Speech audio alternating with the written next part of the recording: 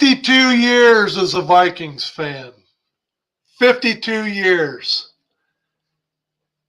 After day one of free agency, is it finally, as a Vikings fan, is it time to throw in the towel? Stay tuned. Another edition of The Bottom Line starts now.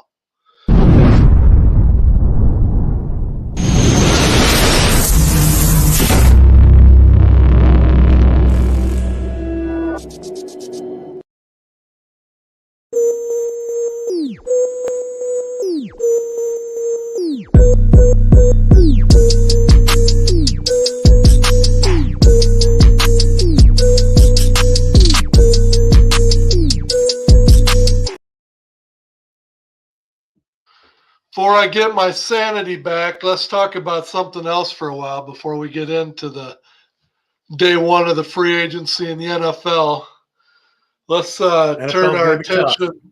Oh, God. You guys are going to have to talk me. You guys are going to have to talk me off the ledge. But until then, let's talk a little bit about UFL, as the big number one cut day was yesterday. And we had to go down to 58, which means there was a lot of athletes that went home disappointed. Coach Anthony Beck with the St. Louis Battlehawks posted this yesterday. Today is a shitty day to be a head coach. All 17 players that we released today should certainly not be happy. I understand the anger, sadness, disappointment that may be directed at me, and for some, the disbelief. I will say that I respect each and every player for the hard work they put in, and every day I will do everything I can to help them moving forward. Love all you guys. So as you can imagine, you're talking, my job as as vice president of accounting and controller or whatever in my profession, from time to time I got to bring somebody in and let them go. And I know how hard that can be, letting one person go.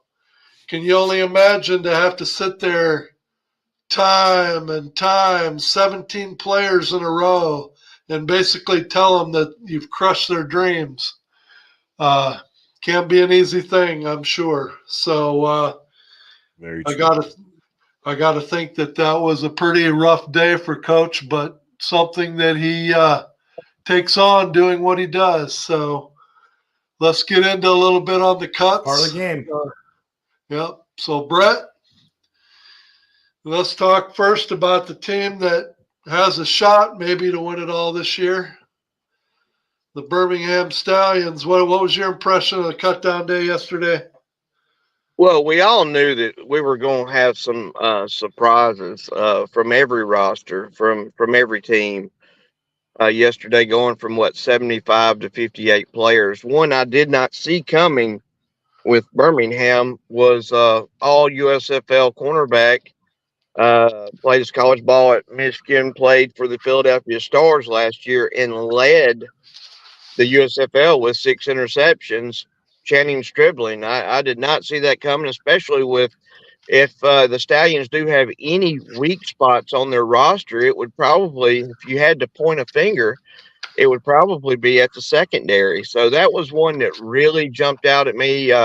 Not sure if he's banged up. I'll try to get a little more information and see if there's something else more to it than that. But I didn't see that coming at all. He was one of the big time picks that Birmingham made in the off season. I thought would really help our defense possibly be the best in the league. And then we lost I can't pronounce his name, another all USFL guy, defensive lineman from the New Jersey Generals.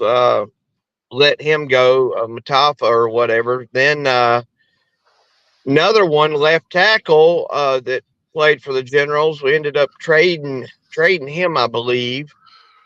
There was 3 or 4 that really stuck out to me that I did not anticipate with the Stallions. But there again, I think all of us, kind of figured that we would see some pretty prominent names on every team cut that we just was not expecting. So that definitely happened for my Stallions yesterday for sure. Well, I know that for the St. Louis Battlehawks, one name in particular that really surprised me was Jadrian Taylor.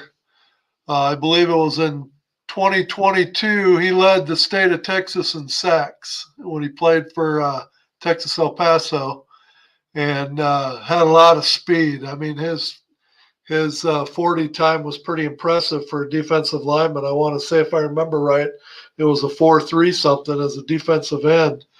But if I'm reading it right, it looks to me like it wasn't performance that did him in. I believe he ended up failing a physical for a heart condition. Wow. And he posted something yesterday that basically said he was going to return to Texas and look into being a coach at the high school or college level. Via his Twitter, he said he wanted to thank the UFL and the Battlehawks for finding his cardiac problem that had been undiagnosed for years. And he's going, like you said, he's going back to Texas for coaching. Wow. So, there was as Coach Beck had talked about wanting to add to team speed on defense. He was one of those guys I was really excited to see how he was going to pan out. So I feel bad for him, but I feel good for him because, it's bad to find out you have that heart condition. But I tell you what, it's better to find out on a team physical than it is to collapse on the field and maybe something worse happening. So we wish him all the best and hope he has a very successful coaching career. As far as the other Battlehawks that kind of surprised me a little bit. Now granted, it was I think out of the rookie draft that the Battlehawks had, there was only four players now that are still on the team. Bostic, wide receiver. He was a tall wide receiver. My guess is he's going to end up on another roster of some kind. But like we said, the Battlehawks had a very talented wide receiver pool, and they were going to have to whittle it down. So whatever one was dropped is going to definitely have opportunities to catch on with another team, I'm sure. But has anybody got anything else from any of the other teams they want to discuss? No, I agree with you, Ed. I had a feeling there'd be some wide receivers. I have had a feeling there'd be some wide receivers on the Battlehawks cuts that, other people might say, wow. But again, it's a pretty stacked room, so I wouldn't be surprised to see Boston catch on somewhere else. But, I think you can look across a lot of these lineups as I was going through them. I mean, there's guys everywhere. And, Jersey and I have had this conversation before. And Jersey, you can talk to it a little bit more. But, when you whittle it down to 8 teams, it's just plain fact of the matter. When you see these 17 guys cut from all these rosters from 17 to 58, you're definitely going to see names that surprise you. And like I said, Jersey, we've had this conversation before. So, if you want to talk a little bit more about it, but it doesn't surprise me that we're seeing these type of names. I mean, it's just the way it's going to be. One name that actually surprised me, and it's actually one of the comments that Jay just was right to.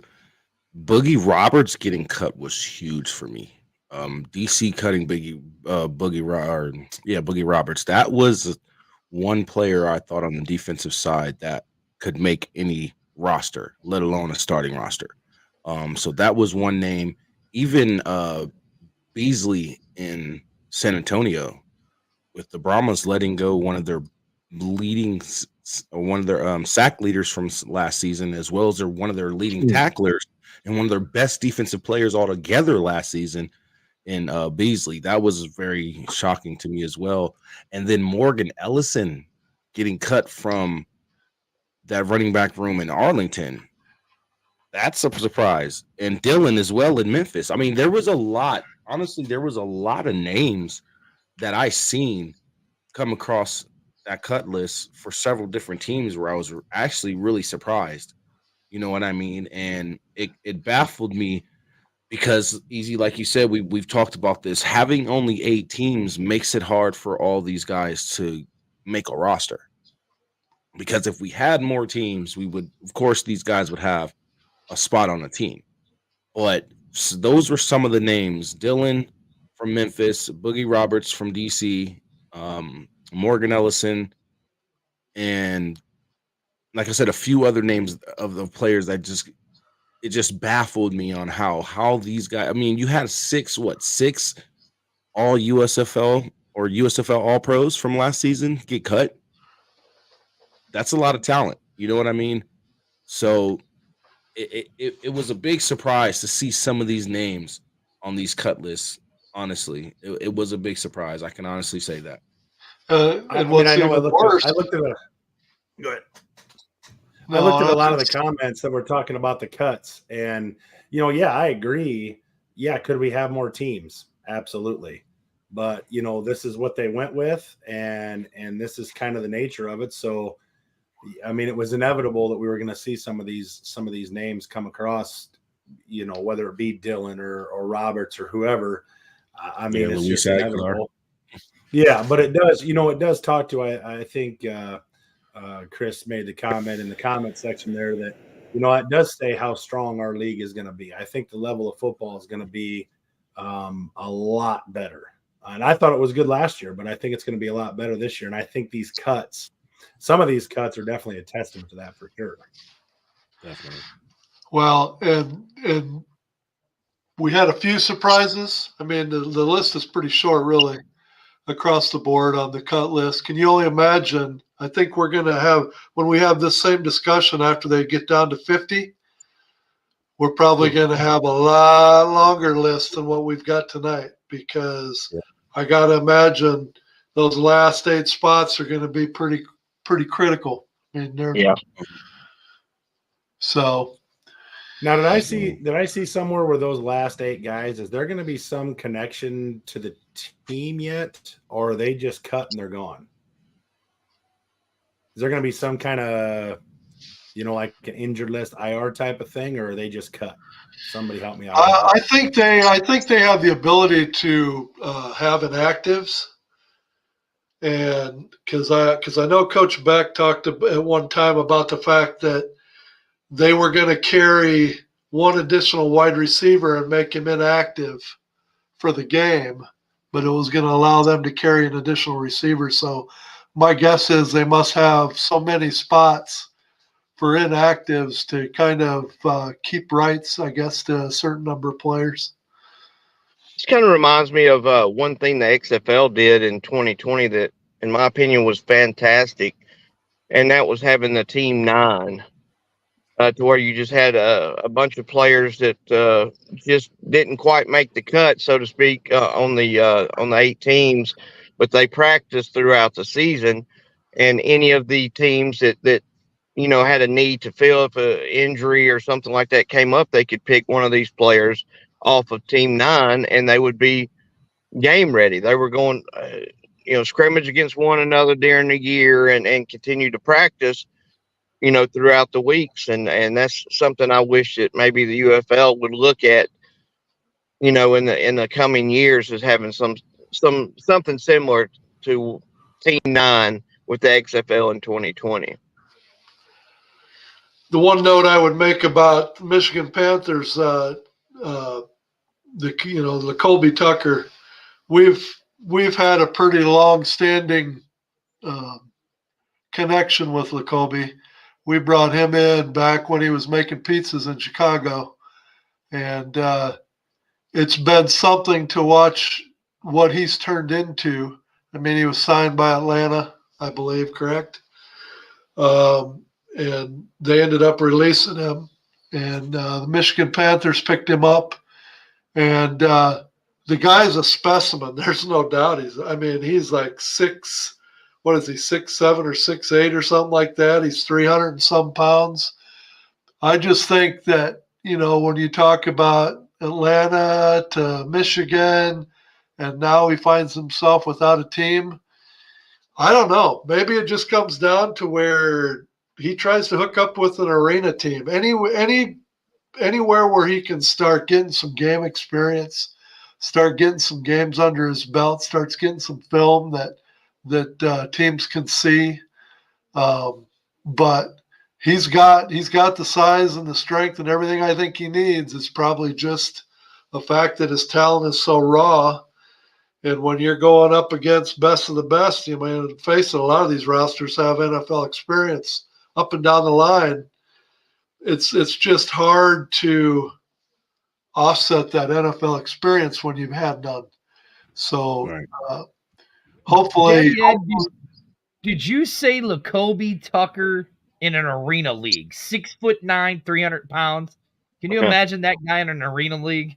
well, He that's would it. dominate. Well, When I see I mean, he's gotta get experience. He's Absolutely. whatever level it is, he's got to get on the field and start getting some experience. So Very whatever true. that means, or however that looks, the next step down from the UFL is the Arena League. So, the IFL. so Yeah. And that may be options that some of these guys have to exercise. Right. I mean, until the UFL expands one way or the other, they may have to exercise, that angle. but they have options now, right? Years ago they didn't have options. You were either good enough for the NFL or you packed it in. Right. And now you get done with college, you've got 2-3 different levels that you can pick. So, And you're right. That kid might be perfect for what you're talking about. He's just an athlete. He's a talent, but he's so raw. He just needs to be developed. Just plain and simple, developed. And I think that's basically when we go to 10 or 12 teams. That's what the NFL's already looking at. The USFL, XFL, or the UFL is doing is just a big time development league for a lot of guys that just have not gotten the snaps that they need. Don't mean they're not good enough. It just means they're not ready. So having said that, Right. before we go any further and get into our next segment, we want to take a minute break to let our sponsors. We got a little bit of a commercial from our sponsors, so here we go.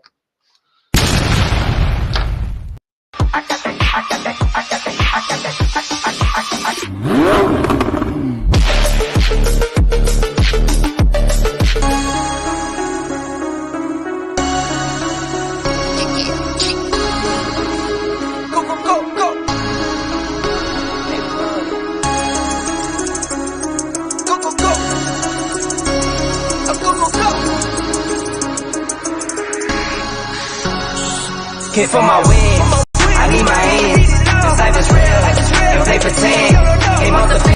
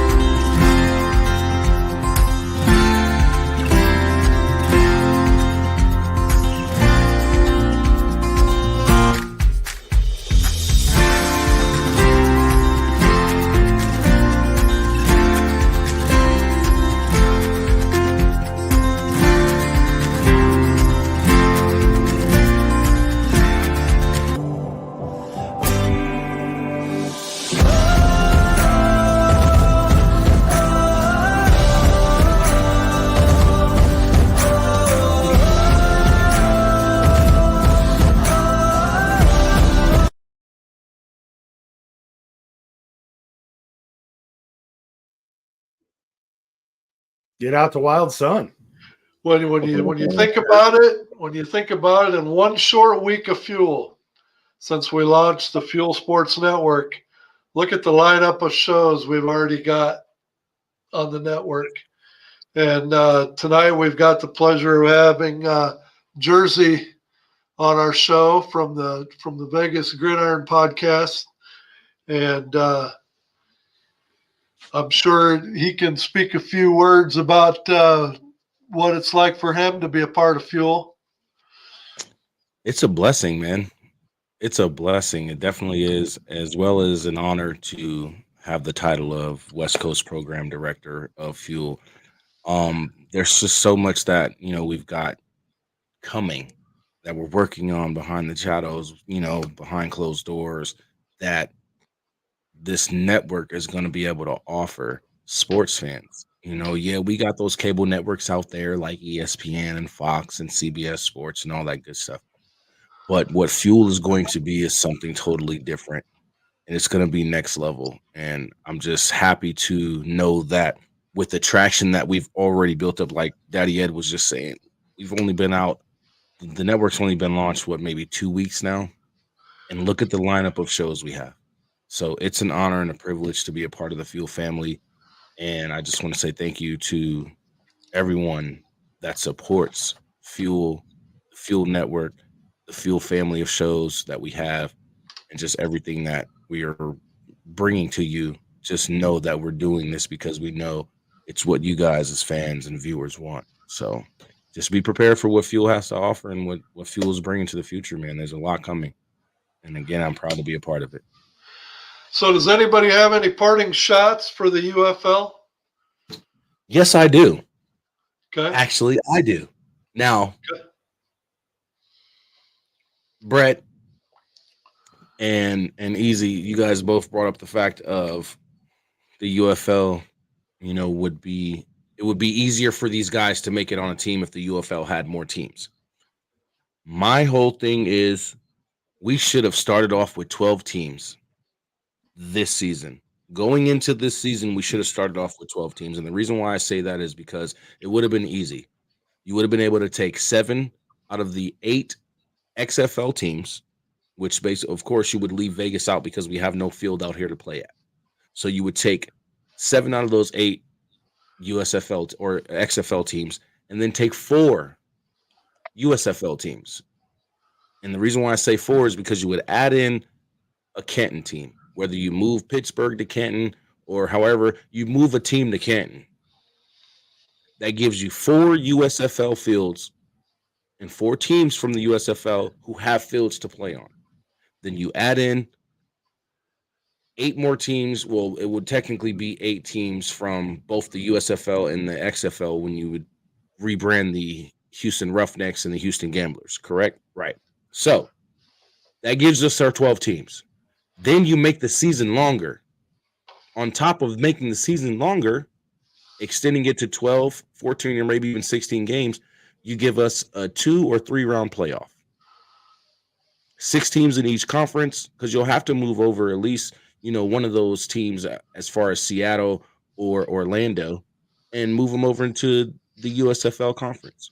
And then you give us 6 teams in each conference. We get a longer season, a decent playoff to where you can make it 2 or 3 rounds, because in the first round, and let's say you have 6 teams in each conference and you say, hey, the first 3 teams or the top 3 teams in each conference make it to the playoffs. Then you have seed 2 and seed 3 play each other. And then in that next round of the playoffs, of course, you have the conference championship game, which would be your first seed versus the winner of the 2 and 3 seed. Or if you had all 4 seeds, there's 2 different scenarios that could work. Either have all 4 teams in the conference play each other, or you give the number 1 seed 2 rounds of byes. I know it sounds unfair, but you give them 2 rounds of byes. You give the second seed a first round bye. You make the 3rd and 4th seed play in the first round of the playoffs. Have the winner of that play the second seed in the second round of the playoffs, and have the winner of that play the number 1 seed in the conference championship. And you move on to you know what I mean? So they should have thought about that, because every XFL team, aside from Vegas, am I correct, had a field to play on? Gentlemen, am I correct? Yeah, I think you're correct. Believe so. We could have easily had a 12-team startup for this merge. 12 teams, 12 games, 14 games, or possibly 16 games in the regular season, and then you get your playoffs, whether it be 2 rounds or 3 rounds. And then we get a long, expanded spring season, and then you have maybe, a month and a half, possibly a 2-month break until the NFL preseason comes back. Year-round football. Well, And then these guys wouldn't be sitting here worried about not having a job or making cuts because there would be other teams out there that they would have made the roster for. You know what I mean? Yeah, I think we've all heard this though that the 12-team deal was kicked around at one point. I can't remember who all leaked it, who all mentioned it, but that was supposedly discussed behind closed doors with both sides. They were definitely considering a 12 team to begin with, and from what I gather, they're aggressively looking at 12 teams already for next season. So I don't know if it was the timetable. You know, they were in such a crunch to to get the league merged and get everything in place, and then you've got limited TV spots. I don't know, what ended up chopping off the 12 teams and what ended up getting them just settled with the 8. But that was definitely discussed from what I heard from multiple sources. So it's a good question. I think it's 100%. When they brought the leagues together, they didn't know what to expect. I think the 8 teams were just basically let's kick this thing off. Let's keep it down a little bit to 8 teams. Yeah. When they discussed the 12, we'll keep it down to 8 teams. I think, if this league has mammoth success, like I think we hope it all does, I think you're going to see 12 teams sooner than later, especially when you look at the talent pool that's going to be sitting out there not playing. I think when you see that, it's going to be, if they see the success, I think it's going to be a very easy transition to 12. And we may see it sooner than even we talked about earlier. We were talking maybe 25, 26, 27. I mean, we might see it, soon. If this league can prove that it has some traction. I think with the network contracts now, with most of the games being on network TV, hopefully we see that traction, more enthusiasm builds like we all have for it, and we can see 12 teams sooner than not. I think that'll add to the competition. I think the fans will have a lot to say about that because I think it all depends on our 8 cities, how well we support our team. And I guess we'll see this year just how bad we want that 12 teams. But I want to turn it over now, and I want to get into the NFL. But before I do that, I want to go to another commercial. Yeah, well, hold on, Daddy. Oh, crap. hold on. Hold on. Daddy, Hold we on. couldn't get through this segment without Dirty, aka Spurge. You guys see what time it is, right? It's 8:30. Exactly 30 minutes of UFL, and now we got him coming on. He's going to screw everything up. You give me 3 minutes, Daddy Ed, and you can kick me out because you have that power. Quit talking about the 12 teams. So I could remove you now then, right? Yes, but listen, quit talking about the 12 teams. Let's look at the way that this new league is structured. It's structured right down the middle of the country. Literally right down the middle of the country with one team on the East Coast. The reason why that team is on the East Coast, because it's very cheap to fly to that city in D.C. That is the reason why. It costs too much to fly to Vegas. Oh, money's always been a part of it. Yeah, absolutely. Out of there. I said you don't have Vegas because they don't have a field to play at. Seattle. It costs too much to fly to Seattle. Canton wanted too much money to use their stadium because they took away their sublease. They mentioned the 12 teams, and then once they started doing the numbers, boom, they found out that they would lose their butts majorly more than the USFL and the XFL did.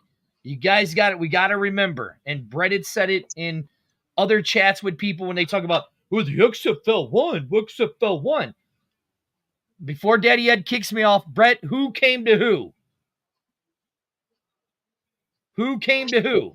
The XFL did come to the USFL, but it was the right move for both leagues. I'm sorry. Exactly. It was. All right, Daddy Ed, kick me off. I'll do a commercial. All right. When we come back, it's NFL talk. Right here on the bottom line. Bottom line. Houston, we've triumphed. I've made it back to Earth with the cargo intact. The game-changing, time-sensitive payload is none other than the revolutionary energy flavor we've all been waiting for.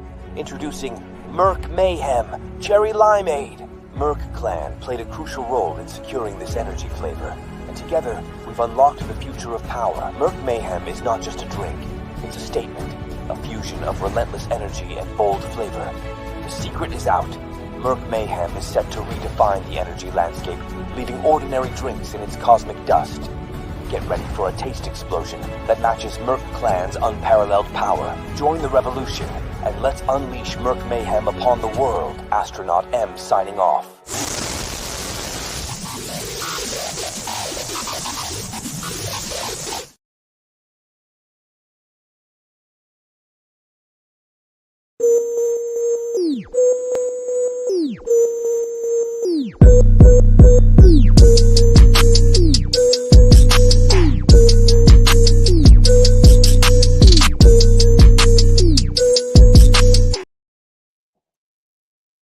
Okay, so entering in day one of free agency in the NFL, there is 2 words that can keep yours truly from jumping off the bridge after day one. Does anybody have a venture a guess of what those 2 words are? 2 words. James James. No. Two words Joe to keep you from jumping. Flacco. Joe Flacco. It's not Sam Darnold. Oh, God, it's coming, baby. it's not Sam Darnold, and it's not Zach Wilson. So don't even go there. I don't want to hear it. And I don't want to hear Justin Fields. I don't want to hear that either. You can have him. Joe You can have him. Flacco. Absolutely. Yeah. Joe telling you. Flacco. Justin telling will you, look great wearing that purple running around. in that Oh, dome. absolutely. Oh. Absolutely. I would love to see Justin Fields in that Viking purple or whatever you guys call that. You can have So it. what did the Vikings do? They signed 3 very impactful defensive guys today, which is a anomaly for Minnesota because usually they don't put any money into their defense. So I think they raised some eyebrows this last year and decided that maybe the defense was the way to go. It's not. But The Bears have been trying it for years. It's not. All Not. right, I could Go turn ahead. this. Build your defense up. I Go ahead, do could turn this into a Minnesota half hour, but I won't. So, what do you guys take it away, man? What do Well, I you mean, guys if take you it look- away? If you look at all the moves Well- across, if you look at all the moves across the NFL today, there were some real surprises. I wasn't shocked to see Wilson go to the Steelers. I think he got a 1-year, $1.2 million contract, which we knew it was going to be somewhere around that $1 million mark. They gave him the veteran minimum. Minimum. Well, because he's already getting paid from Denver, so what the heck? Right. Pittsburgh's balling right now with cap space. They can do Yeah. so much Yeah. by just making that one little move at quarterback. So was our Bears, Eric. And you saw Poles already making moves, baby. But listen, I'll ask you this, Brett, since you're the other Bear fan on here. And I don't want to make this a Bears half hour because I could lose my mind on the Bears for at least a half hour, if not longer. But explain me this. Explain to me this. You have a talented running back in David Montgomery. You refuse to pay him Right. 3 years, $6 million, and that's what the Detroit Lions did. Okay. All right, fine. Okay, Yep. fine. Now you bring in Swift, and I think he got 3 years, $24 million. Just what in the hell are we doing here? Well, you want my answer? You want me to explain that to you? Can you That- make any you asked sense me, out right? of it? Okay. Yeah, Please I asked do. you. This is the Chicago Bears.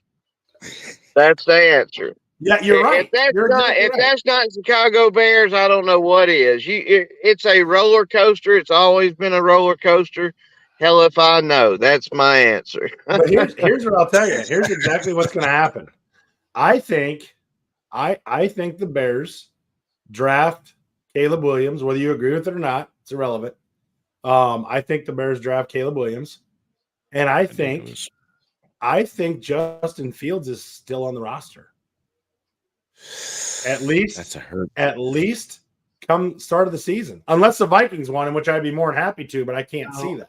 That might be a possibility. Joe I'm serious. Flacco. We laugh about it, but it's a strong possibility.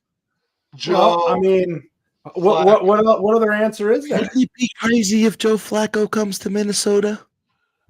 Oh, I mean, if Joe Flacco goes to Minnesota, you want to talk Joe about somebody Flacco who's- throwing to Justin Jefferson? Because I'm telling you, God, that would be crazy. they better make a splash at quarterback, because if they don't, let me just talk. You guys brought it up, so I'm going to talk about it now. Okay? Oh, Daddy Ed. They had the opportunity. They had the opportunity to extend Justin Jefferson 2 years ago. Okay? And what would that have cost them? Maybe 24, 25 million? Yeah. Yep. Okay? So instead Roughly. they decided to play the waiting game, right? So now they could have signed him again, and they could have signed him for probably 30, 32 million, somewhere in there, probably for a year, multi-year contract, 30, 32 million. They could have done that. They didn't do it. So now here we are in the 11th hour, lost our quarterback, and now we are one stupid Jerry Jones, or you name it, move away from somebody coming in and paying some receiver that don't deserve it $35, $40 million. They could have had Justin Jefferson for 25 mil 2 years ago in a 5 or 6 year deal, and he probably would have took it and life would be good. And now we're one stupid free agent signing away from it costing the Vikings between 35 and 40 million for a 4, 5, or 6 year deal.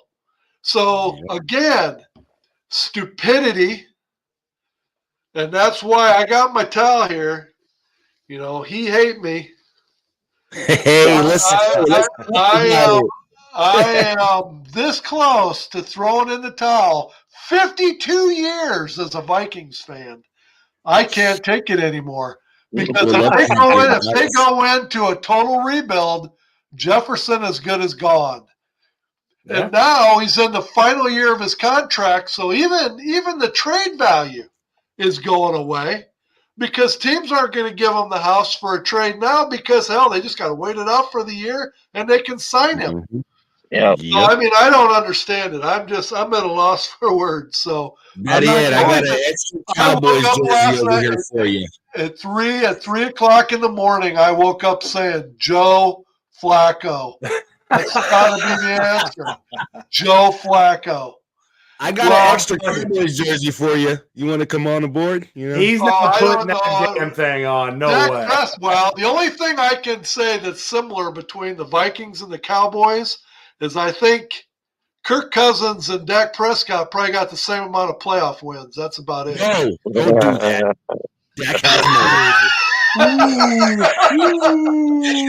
I think that begins and starts with 1, doesn't it? No, Dak has 3 playoff wins. Don't do him like that. Okay.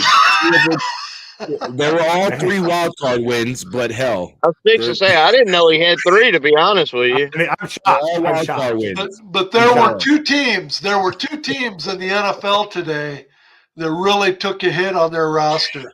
One was the Miami Dolphins. Mm-hmm. And the second team was the Houston Texans. The Houston Texans made huge strides this last year, and the Vikings fleeced 2 of their defensive stars. There were actually 3, Daddy Ed. There was actually 3. Dallas. We lost Dorrance Armstrong to the Washington Red Commander Skins. We lost Tony Pollard to the Tennessee Titans, which we actually might be doing a swap of running backs because Derrick Henry's still available on the market. You're hoping. We're hoping. Jerry, sit your ass down, please, because let's even do this. Go sit down somewhere, sip some yak or something, and just stop trying to be the damn general manager of the team. Just be the owner and relax. Yeah, good luck with that. Starting Good luck. center, Tyler Biadasz. Oh my God. We've already lost Tyron Smith. He's going to be a free agent, and we know we're not re-signing him. So now we lose our starting running back, our starting center, and one of our backup defensive ends. He can play defensive end and defensive tackle, and Dorrance Armstrong, and two of them go to Dan Quinn in Washington. What are we doing? And then You we got don't Dak make Prescott. any What are you moves worried about? today. Ah, What do you mean? You got What do Dak you Prescott. mean? What are you worried about? Screw divisional round Dak. If he can't get us past the divisional round, I'm going to continue to call him divisional round Dak. And the problem that we're having is that the Cowboys may have to marry this guy for 15 more years. And rumor has it that Jerry Jones is thinking of paying them 60 large.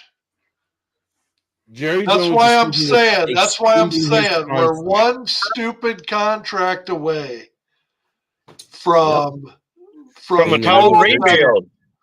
Because if you're Jerry Jones, let's think about it for a minute. If I paid Dak Prescott $60 million, I just force all the other teams in the NFL to use up their cap space capital on the quarterback position. Yep. So that I keep all the other teams from being able to sign those 5-star athletes themselves. So I mean, I can see it coming. What I love. Now, What I don't get me. love. Hold on, Go ahead, Jersey. Hold on, Easy. Don't get me wrong. If Dallas is smart, if and if was a fifth, we'd all be drunk. But if Dallas is smart, then you restructure Dak's contract to where we end up, when it comes time to extend him again, we extend him till we're with him for like 15 years, something crazy like that. But that frees up enough cap space for us to go and make moves. And if we're smart, we'll take Derrick Henry right now. We'll restructure Dak Prescott's contract. We'll give up Michael Gallup. Go get a wide receiver like Trayvon Diggs or Calvin Ridley. Save ourselves some money. And then go from there. Because, Jerry, what are you doing? That's what Jerry will do. That's what Jerry will do. Jerry will sign Ridley for a 6-year contract at $38 million. And then here we go with Justin Jefferson. Anyway, so I want to take a few seconds here before we continue on. And I want to plug this Thursday is the St. Louis Battlehawks Town Hall down at Ballpark Village. This is our flyer. Fuel is doing a book drive called Fill the Shelves. I had the opportunity here not long ago to tour an inner city school with the principal, and they showed me a brand new library that had all new furniture, new carpeting, new painted walls, new cubicles, hardly any books because they have no funding to fill the shelves. So what Fuel is doing is starting Thursday night at the town hall event. You'll see Dirty and I both be wearing our Fuel shirts. We'll have the banners behind me out in front of Ballpark Village. We encourage everybody that comes to the town hall that night to bring books for kids ages 4 through 10. Hardback books, please, because you know how kids are with books in a library. They can be pretty hard on them. We will not turn away paperback books, but if they get paperback books, we will be sending them home with the children to take home and read because they just won't hold up in the library. But we are going to be doing this book drive starting Thursday night through the home opener on April 6th at our tailgate. We'll be going from We'll be walking the tailgates, collecting books. So if you don't get a chance to come Thursday with your books, if you want to leave them a Wild Sun, if you want to get a hold of Amanda or Dirty or myself, we're more than willing to arrange a pickup. But our goal is to fill those shelves. And before we can fill those shelves, we have to fill my pickup. We got to say my pickup, because if we say Dirty Spark, that's nothing but that's nothing but one tub of books. That ain't gonna get it done. So we got a QR code flyer that's been out on Facebook. That particular QR code was for PayPal. We are going to add another QR code so that we can add Venmo in there as well. We will also accept cash, anything, because we will take any cash we receive and we will go out and actually buy the books and make sure those get added to it as well. But really looking for St. Louis fan base to take care of our own here in St. Louis. Put the books, you can look at a laptop, you can look at Chromebooks, you can spend all that, but nothing is like a hardback book in the hands of our children. So anything that you can do during this book drive to fill the shelves would be greatly appreciated from the bottom of our hearts. And it starts this Thursday night at Ballpark Village. So hope everybody that shows up Thursday night has a couple books to drop off at Big Daddy Ed's truck, because we'll be right out front. You won't be able to miss us. We're looking forward to it. So thanks. All right. To summarize, the Vikings are looking for a guy who's my age. Joe and Flacco was raking his yard when the season started and got called and came in. That's your saving grace for Minnesota. You're asking me to make sense of it all. You're asking me to make sense of it all. Again, if you look back at when he tore his Achilles, and he was under repair, right? What did he come out and say to the Minnesota Vikings team? I really want to thank the Viking organization. I'm willing to finish my career in Minnesota. And at that time, they talked about the fact that he would be willing to sign a multiple-year deal for $35 million. And instead, what do? Like normal, nothing. And they wait until a team comes along that needs a quarterback. And then what happens? All of a sudden, that 35 ain't 35 anymore. It's 50, right? Yeah. It's just unbelievable. I can't even. If I can find the right thing to play, right there. That's Daddy rant. Daddy Ed's rant. Let's go. You just can't write this stuff, man. Let's look at a few of the other moves I got written down here. The Bucks signed Mayfield to a 3-year, $100 million contract. Is that a good move or a bad move? Oh, he signed for $4 million for a year last year, right? So I'd say that 1 year, $4 million contract kind of paid off for him, didn't it? Right. Yeah, but it's 3 year, $100 million worth it on Baker Mayfield. Has he grown up enough? Yes. Has he grown up enough? Look what he did. Look what he did. He went from Cleveland to where everybody's like, get him the heck up out of here. Went to the Rams, and within 48 hours of becoming a member of the team, he started a game and barely knew the playbook and led them to a win. Big win that night. You know what I mean? And he did very well for the rest of the season for the Rams. And you look at him last year. He took a losing record team to a division title and the playoffs. Yeah, in the worst division. But yeah, I see what you're saying. But I you're mean, talking, yeah, but you're worst talking division, 4 but it's million. the worst division because the GMs and the coaches in that division are making dumb decisions when it comes to drafting. Well, yeah, there's no question about that. No question. You're talking 4 million to 100 million, but 50 guaranteed.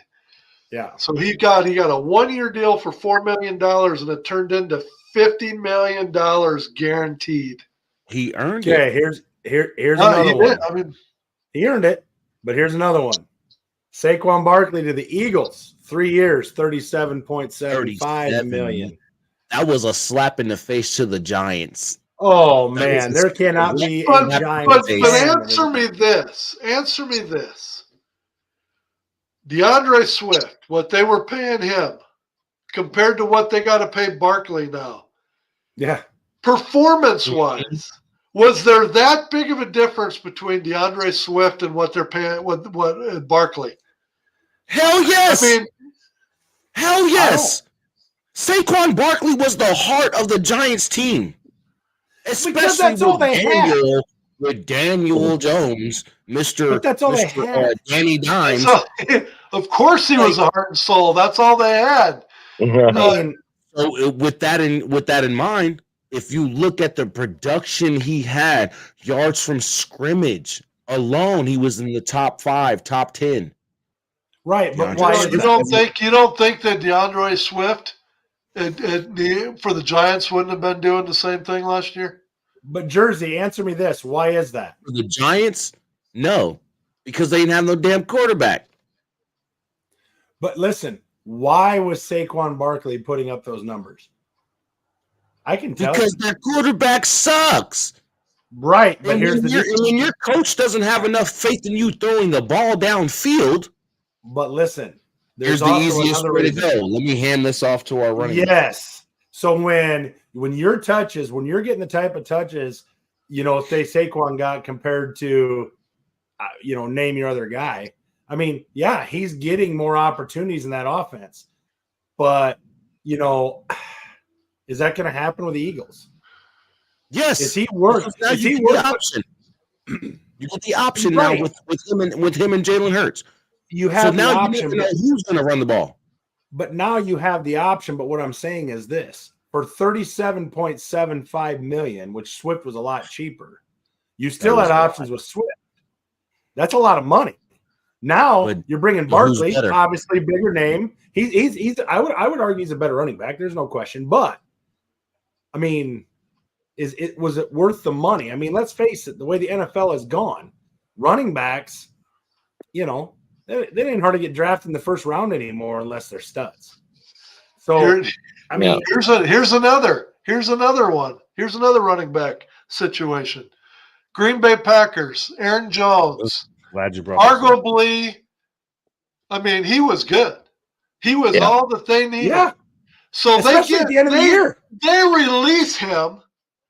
They signed Josh Jacobs, and they're Yeah. going to pay him 4 years, $48 million. They are going to tie up $12 million a year at the running back position when they had Aaron Jones already. Yes. So you tell me Josh Jacobs, who has some injury issues, what are you doing?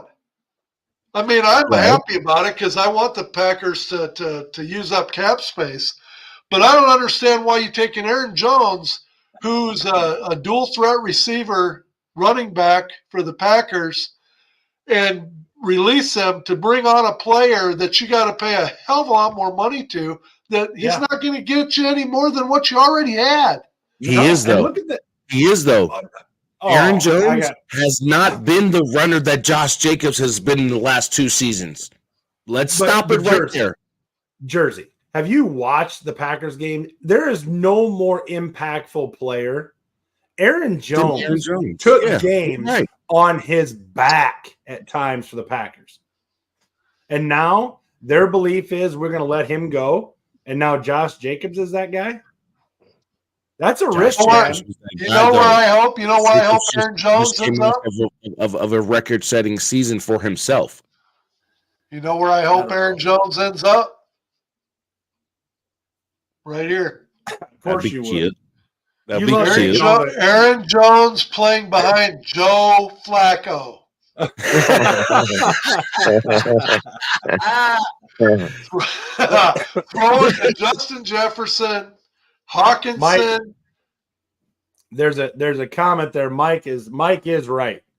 The Giants ownership, they rolled the dice on Daniel Jones, and man, they really did put their franchise in a real bad spot. And quite frankly, Saquon Barkley could be a casualty of that very decision, Mike. You're probably Why would you sign a contract with Daniel Jones, giving him 4 more years, guaranteed 4 years? Well, not guaranteed, but you give him a 4-year extension, and then you franchise tag Saquon when he was the reason that your team even went to the playoffs last season. But Jersey, I'll tell you, it's easy. Teams are so desperate for that quarterback position that they are making poor choices. Now, I can go back to the Bears. We are so desperate to find that quarterback that we've given Justin Fields 7 miles a leash. And you know what? Yeah. He's a terrible second half quarterback, and he's even freaking worse in the fourth quarter. Yeah. He's 10. You're going to blame all that on Justin? Listen, I'm going to give you. I don't have any offensive line to help me. How the hell, as a quarterback, am I supposed to be productive? I can't get no protection. I think I saved it. But anyway, side by side, he holds the ball longer than any other quarterback in the league, and that's a statistic. Yes, in their first 25 games, side by side, Mitchell freaking Trubisky was better than Justin Fields in almost all categories but the rushing categories. Mitchell freaking Trubisky. And Mitchell Trubisky was 14-11 in those 25 games. And guess what? Justin Fields was not. So, you ain't got no offensive line with a mobile quarterback. I will say, Mitchell Trubisky, when they had rumors that if A.J. McCarron didn't come back to the Battlehawks, that we were going to get Mitchell Trubisky, I was like, no! I don't even want it. In the UFL that alone talk about a comparison in the NFL. I don't even want him. Like, no way. I mean, I'm just telling you. The quarterback position is such a desperate position in the NFL that, you know, the Giants obviously sold the franchise to Daniel Jones, and it didn't work out. And that's not the last quarterback you're going to see this happen with. Plain fact of the matter. We're going to let cooler heads prevail. We are going to go to another commercial break, and we will talk again on the other end. On the bottom line.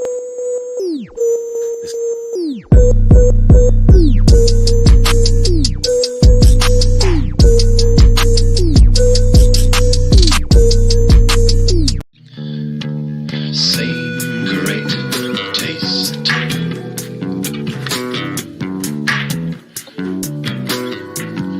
Yes, same great taste.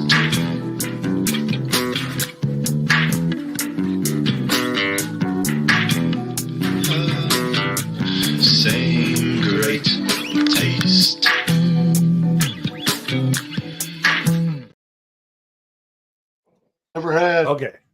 You ever had sugar-free jerky before? No, Brett. I'd say that's a big no because I have. So try it. Now's the time to try it. Other trades. We never say you've never had our sponsor. It's really good jerky. You should try it. I've had it. It's very good. Other trades. I love jerky. I'll have to get some. Yeah. Other trades that we saw, Pollard to the Titans. I think Jersey mentioned that earlier. That was a free agent signing, not a trade. Free agent signing, right? Big trade. There was actually a big trade today. What do you got? Let me go back to Twitter. There was actually a big trade today from between the Carolina Panthers and the New York Giants? Well, no, it was actually a trade between. Hold on. The Giants traded a second and a fifth to Patriots and Jaguars. No. Jones goes to Jags. Daddy Ed was just talking about it, actually. Daddy Ed just actually spoke on it. It was the trade between the Panthers are sending franchise pass rusher to Brian Burns to the New York Giants. Brian Burns just got paid, y'all. And the You wanna know who Panthers, else? big defensive player for their team. He was their best defensive player. Yeah. He led their team for the last 2 years in sacks, I believe. Mm-hmm. So So, yeah, that's huge for them. Yeah, so the Carolina Panthers are trying to get some draft picks back because they want to beef up their offensive line to protect their Bryce Young. So I think the Giants had number 30. What are they? Number 35 or 37 or something pick. They're right at the beginning of the second round. So right. You know who else made out like bandits today? Offensive linemen. Yes. The Oh my offensive God. lineman got Mr. Hunt. Mr. Hunt. Dude, Can I be your friend? year, I just need $5. 5 year, $100 million. Woo! Play some I line just here. need to pay 5 of it. Just 20, maybe 30. Yeah. You know, Yeah, give me, you give me know. about $100 spot. Just Show me the money, baby. you got 100 million today. Can I just get 100 from you, Mr. Yeah, Hunt? just 100. One of my personal favorites who I've met in person, I've actually sat at the pool and had a drink with. Bryce Huff went to the Eagles from the Jets. 3 years, $51.5 million. He becomes the highest undrafted contracted player ever. And he's a solid dude. He is a very solid dude. I had Bryce Breaking Huff. news. Oh, Breaking news. For everybody who's just been paying attention to the football world. There's a little situation going on with Dak Prescott in a lawsuit that's not even regarding the NFL. Some woman accused him of something, and he basically has a lawsuit against her, like for extortion. She tried to extort him for $100 million. So yeah, that's a big story we're going to keep following and paying attention to as well. So, yeah, Dak Prescott's in the middle of a lawsuit with some girl from either his college days or recently, in his early pro years. $100 million extortion is what she was trying to get out of him. $100 million. Listen, I can tell you this, and yes, Amanda, those we banners have behind Daddy Ed. We have some very Pretty smart solid. fans Beautiful. out there. Pretty solid. Beautiful. I love them. I will banners. tell you, the amount of pressure, and I'm just talking as a guy who's been married for 22 years, and I'm sure I've felt that pressure at some point in my life, but the amount of pressure that these guys have, I'm telling you, watching Bryce Huff walk around, walking around the resort, I mean, what do you do? He's a young dude. You know what I'm saying? Like, it's got to be just crazy. And then you have these women that see the money. Like I was giving my wife crap because I said, "Hey, remember your fantasy that was at the resort? Yeah, you just got paid today." And she's like, "Is he going to cut me in for any of it?" I'm like, "Probably not." 45-year-old women, probably not in his price range, but yeah. But I mean, you know what I'm saying? Like, I mean, I knew right away. I'm like, these freaking women are just like, who's that? Who's that? Who's that? I mean, I can't even. I mean, I'm sure they were doing that when I was 25, but not when I'm 46. So, I mean, Yeah, I'm still dealing with that. Yeah, it's genetic, isn't it? It's genetic. This is the bottom line with Daddy Ed, Easy, and the Hitman brand. I'm just a special guest today, Jersey the King, and this guy up above me here, Easy E, he's just going off on one of his tangents. We're just gonna So explain something to me. I got another one. One.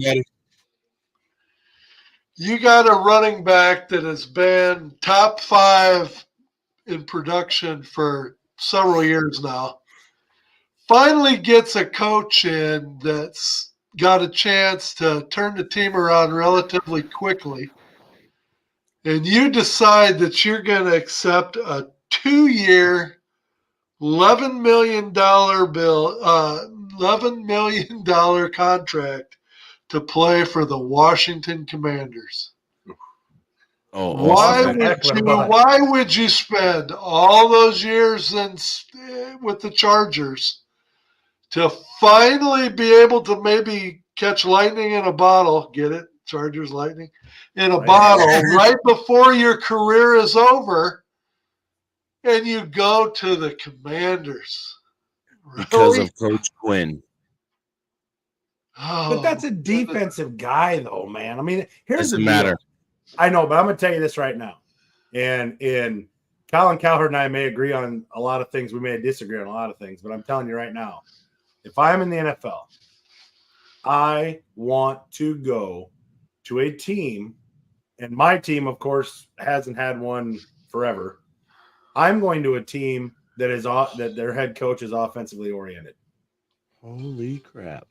Because the defensive guys that, Dan Quinn, for example, or whoever it is, they go into the owners, or they go into the GM, and they pound the desk and they say, we want this defensive guy. Mm-hmm. Offensive guy goes, we want this offensive guy.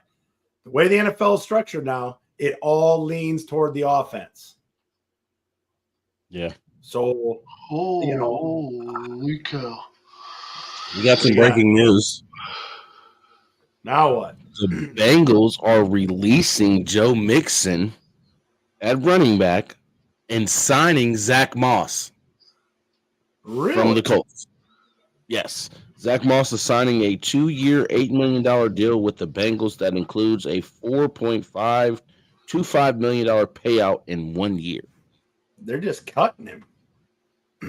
Yeah. Joe Mixon's gone. There it is. Just From came over the Bleacher Report. From Cincinnati. So, yeah, there's a lot of moves getting made today, man. And as you see, two teams cut a running back and signed a running back in the same breath. I'll tell you this. I'll give you half breaking news. Baltimore Ravens are being tied to Derrick Henry. What does that mean for the Cowboys if he goes to Baltimore? And if you're Derrick Henry, okay, I'll ask you this, Jersey. If you're Derrick Henry, here's a question directly at you because it's your team right there. If you're Derrick Henry and you're a dude, and yeah, I know, it's a star or whatever. If you're Derrick Henry, and you have your choice, do you want to go to Baltimore, who, has what Baltimore has? They're going to be perennially in the playoffs. I think Lamar Jackson has it figured out. Or do you want to go to Dallas and be out by the divisional round every single year if you even make the playoffs? You know what? Screw you. Okay. I'm giving the question to you. If you're Derrick Henry, what do you do? I'm going to Dallas because I just bought a house in Dallas. He's not going to Dallas if he can help it. Unless Jerry Jones. Going to Dallas because I know that I can make a difference in Dallas. I can be part of the reason why they go back to an NFC championship. Listen, the Ravens run the football more than anybody. We're a balanced offense now. Damn it. We have Mike McCarthy calling the play. We're a balanced offense now. Damn it. Don't do that to us. Okay. I am telling you, if I'm Derrick Henry, I'm on a plane. I'm going to Baltimore. I'm like, hey, let's get this done. I'll even do it on the cheap. Because what's Derrick Henry got left to do? He's got to be the point where he wants to win. It might not even be the big money either. Play in Dallas, win the championship in Dallas. Stop it. Listen, Derrick Henry is somewhere. Where's Derrick Henry from? Listen Where's to Derrick the Henry words that are coming out of my mouth. Listen. Where's Derrick Henry I from? know. I don't care. So why you know would what? you AJ wanna play McCarron. for a team where AJ he's from? McCarron's from Alabama and he's on the Battlehawks. But listen, Because he know What damn well he has ain't gonna play Dallas- for them bum ass USFL Birmingham Stallions. Okay, I'm gonna get my little haterism in real quick. What? He's not gonna go play Yes, for them but damn what? Stallions. I agree. But what has Dallas proven to Derrick Henry as an organization? And we talked about this too. You know as well as I do, and I think we've seen it with Dak Prescott. When you have that star on the side of the helmet and you have Jerry Jones sitting up in the box, you and I have had this discussion. Yeah, That adds pressure that absolutely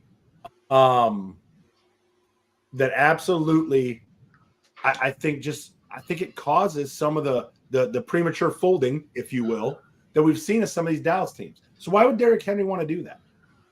Other what than added I'm pressure from there. is Derrick Henry really gonna have? I could end my career in a place where I'm You could I'm say that from or I grew up in, and I know that we have a possibility with the defense that we have and the possible moves that might get made during free agency, in the draft, and this, that, and the third, as far as building back up the offense or putting the offense into a place where we are undeniably a Super Bowl contender, not just a playoff contender, but a Super Bowl contender. And that's the thing that Derrick Henry is looking at. Dallas you has told me- potential to do so much more. It's You just told me Jerry Dallas Jones needs to sit back and relax and stop trying But to he's not. control Forget that. everything. Forget that. But you told me Dallas was a Super Bowl contender this year. They were. We Oh, just they were. showed up to that Packers game. But that's I you ain't can gonna, go back. we're not even going year to talk after- about that. So speaking of the Packers, so let's talk about the impact they made on day one. They gave Josh Jacobs a 4-year, $48 million contract, and they followed That's a that up. They followed that up by signing the free safety from the Giants, McKinney. McKinney, 4 big time. years, $68 million. Plus, So they got that's- another one. They did Green Bay jumped into free agency today, head first. Yeah, they Doing won't wait. something that they don't normally do. Free agency is not normally something that Green Bay participates in like that. No, usually Unless they they draft. really need a player. For them to go out the way they did today and sign multiple players and release their starting running back, I think Green Bay made one of the biggest impacts today just by what they did. Yeah, I would agree. I like their signings. I hate Green Bay, but I like who they signed. The Josh Jacobs thing, but on the defensive side of it, I think they definitely improved. There's no question about it. Yeah, with No McKinney, question yes, about it. definitely. Yes, absolutely. Absolutely, 100%. And you saw Minnesota. Minnesota signed 3 defensive guys on day one. How often Yeah. have you seen that happen? And we let Kirk Cousins go. For Yeah, they got to do something because $100 million guaranteed. That's crazy. they got to keep the points down when Sam Darnold's under center, man. So they got to keep the points down on the other side. Mhm. Sam freaking Darnold. I'm It's telling you, gonna happen. if it They happens, signed- When they if sign that Sam Darnold, happens, let me just tell you, we are going to schedule the bottom line for a jersey burning. Going to take place because I've been at it a long time, but I can only take so much at my age. You're not burning the 69. You know that. You're not burning that 69. Well, you got the only reason I wouldn't burn the 69 is it's a great number. I will say, Right, It's a great number. right. And it's a But- Jared Allen jersey. You That's know a what I Jared mean? Allen, baby. Right. Jared He Allen didn't do type. anything in this present day to make you hate what the Vikings are doing. He did his job when he was on that field and on that team, damn it. So Yeah, He's got to make it. He's got to make it in the hall one of these days. One of these years. I will tell you this though, Yeah, Jersey. If definitely the should. Minnesota Vikings sign Sam Darnold, not only will we have to put Ed on suicide watch, we're gonna have to put my dad on suicide watch too. Oh They are God. not. I mean, it's gonna be. I'm gonna have to do a wellness call. I'm gonna have to do all sorts of stuff because it's not gonna be good. Well, if my brother-in-law is anything like I am right now, he's already on the ledge. It ain't gonna take too much. I did not get a chance to call him today, but I am going to call him first thing in the morning and just ask him, "Hey, I heard Atlanta signed Cousins. What do you think about that?" Just to get his blood pressure up on a Tuesday morning, because he's not going to be very happy at all. Well, I But guess he saw it coming. push comes to shove, we got Mullen still. So Yeah, right. Yeah, you got a huge quarterback Right. room there. You can tap into.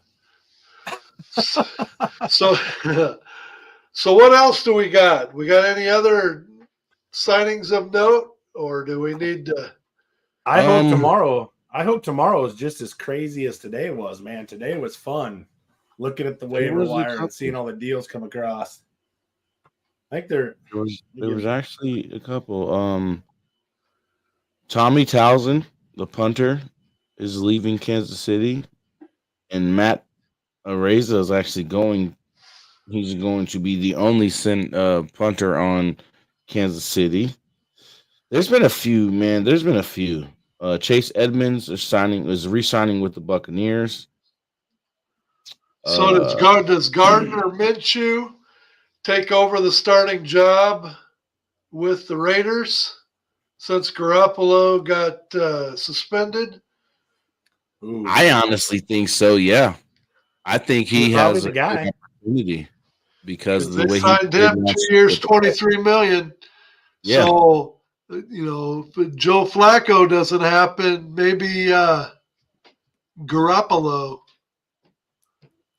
Yeah, it's Yeah, with the way it's looking, I think Gardner Minshew has a chance.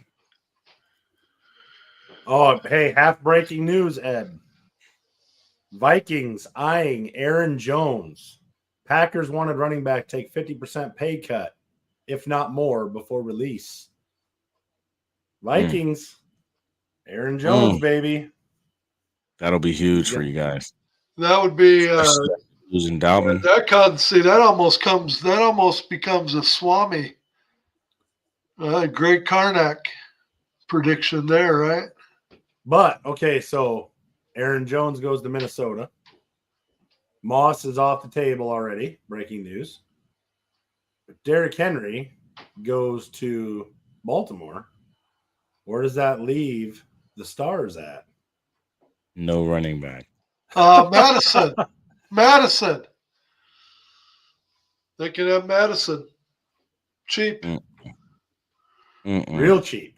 He just If we're maybe gonna give up, he if we're gonna just give needed up Zeke he just and needed to then turn change the around scenery. and give up, if we're gonna give up Zeke and then turn around and give up Tony Pollard, we need to go get Derrick Henry or Aaron Jones. And if Aaron Jones is about to sign to a team, then we need to go and grab Derrick Henry immediately. Ooh, hey, more half breaking news. Vikings could now pivot to Sam Darnold after losing out Kirk Cousins to the Falcons. You just said something about Man. I mean, it's only half breaking news, just like Aaron Jones, but I mean, hey, here it is, baby. Right here. We'll call it the half breaking news on the bottom line, baby. Sam Darnold to the Vikings. Ooh. Oh my goodness. I love it. Half breaking news. It's a lot of fun. that's gonna entice Justin Jefferson to sign the bottom line, ain't it? Yeah. Right. Yeah. Justin Jefferson's going to try to make a run for the door. He's going to be all out. Chris Mason, Daddy Ed, so sorry. Yeah, I mean, that's right. It would be so sorry, but I mean, Yeah. Well, I tell you what, guys, if there isn't anything else, I mean, we're not just going to sit around here all night and give me shit about the Vikings. So, listen, this is half breaking news right here. This is important stuff. yeah. One of the signings I did want to talk about. And get you guys' opinion on. How about Christian Watkins going to Las Vegas? Joining Max Crosby on that defensive line. And you guys know Max Crosby is one of those players who don't get off the field. It takes a lot for him to get off the field. And Christian Watkins for Miami was one of those players too who does not get off the field. So what do you guys think that defense for the Raiders is going to look like next season with two players who doesn't get off the field like that and really be substituted? How do you think that Raiders defensive line is going to look now with Max Crosby and a guy like Christian Watkins? Well, it's going to take pressure off of Crosby for sure. I mean, anytime you get bookends or, anytime you got, a Chris Jones for Kansas City in the middle, it takes a lot of pressure off everybody else. You're going to see a lot more. You're going to see a lot less doubling because now they've got to account, for more guys. I mean, it's huge. It's absolutely huge. I mean, that's that a huge loss for Miami. You know what? Yeah, that makes your defense. Go ahead, Ed. I was just going to tell Brett. I was going to bring Brett up to speed. He probably didn't hear the breaking news. The Bears have traded their number one pick in the draft for Sam Darnold.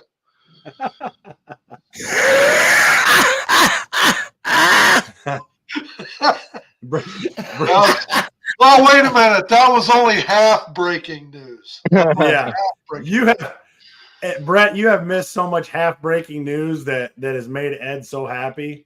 I mean, I haven't seen any half breaking news that Flacco is going to Minnesota, but I do see half breaking news that they're eyeing Sam Darnold. I'm just saying. I mean, bless his heart. He's in a fragile state right now. Let's leave Ed alone. Got to handle him with kid gloves right now. Yeah, he's on suicide watch. We got to do a wellness check every day till Sam Darnold signed, and then we got to have somebody check on it. Hey, and you know what us Bears fans would do? We'd be like this. Yeah.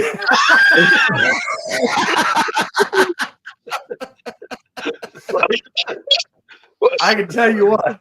The first 10 minutes of the first Bottom Line show after Sam Darnold gets signed by Minnesota, I mean, I'm just going to be sitting here going like this. Sam Darnold, baby, Sam Darnold. I'm going to be eating popcorn. I'm going to get us in trouble by the sponsors for sitting here eating popcorn during that. Yeah. No, I'm going to get some of that all meat jerky or whatever it is. I'll just sit here and just let it No sugar. No sugar. No sugar. No sugar. Jerky. Yep. Don't knock it till you try it. I'm not knocking it. That may be your. You never know. We need to get. What we need to do? We need to get some for that first tailgate. We need to get some for that first tailgate. Yes, sir. It's going down, man. We had almost 60 people watching live today on the Bottom Line. That is amazing. I can't even lie. Amazing they hung around with all the half breaking news that we had here. So having said that, I think we're going to wrap this up for another week. I want to thank Jersey for being a guest with us tonight.